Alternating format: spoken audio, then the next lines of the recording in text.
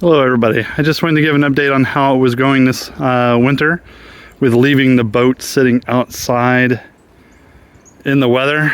It is covered, of course.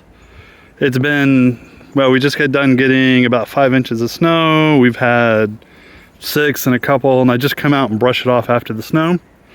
It seems to be doing okay. The only time I've had a problem was when we had some really high winds. It lifted up the cover, and one of the supports that you can see right up in here and over here, one of them fell over, and so I had to come out and just loosen it up, climb under it, and raise it up again, and it was fine.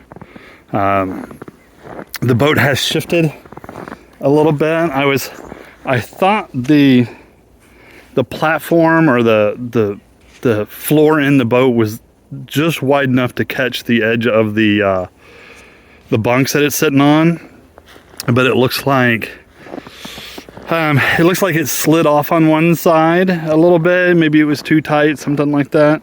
I might have to think about that and see what I can do about that maybe next year. The whole thing may have shifted from some of the winds that we've gotten this winter, but so far it seems to be doing okay. It is not aired up at all. I mean, it has just enough air in there in the tubes to keep their shape, but they are pretty, what would you call it? Basically flat. They have, if you put a pressure gauge on them, you're not going to register any sort of pressure. But they have just enough in them to keep them aired up, and that was the goal. I didn't want to keep them fully pressurized, so I just let 80% of the air out, just so it would keep its shape, and then leave it like that. I do think that the tube on this side, the pontoon on this side, and the nose, I think there's a small leak between the two. I may have said this in another video, but I think there's a small link between the end that separates the two chambers. Because if you air them up, they will equalize. These two will equalize pressure, whereas the other one will not.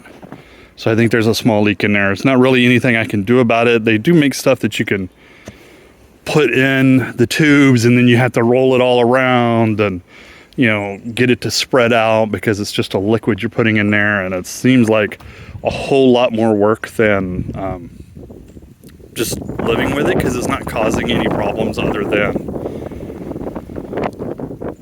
well, I mean, as long as they're both the same pressure, it doesn't really matter. So they're not leaking externally, it's only leaking between the two chambers, so it's fine. Trailer's doing okay.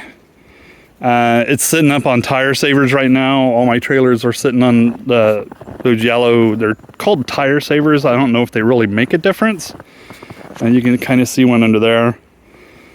I'm not real sure how much of a difference it makes, but, you know, can't hurt. They're pretty cheap, so not going to hurt anything doing it. But that's it. That's the update I got.